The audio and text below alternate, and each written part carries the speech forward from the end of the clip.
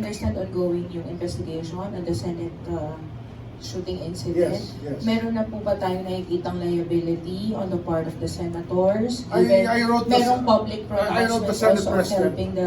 Na-alarm kasi ako, na-alarm ako. Nung nakita ko si Aplasta, still talking on media and still parang holding office somewhere there.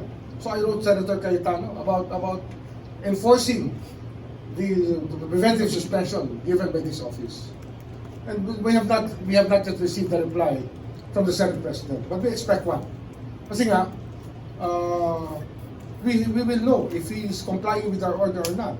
Kasi ano yan he was acting Sergeant at Arms of the Senate, but he is the Sergeant at Arms of the Commissioner of Appointments. Baka gusto nila magpilosopo, ibahin pa nila yung usapan. Isa lang yan. Kung ano ang posisyon niya na hinahawakan, preventively suspended po siya.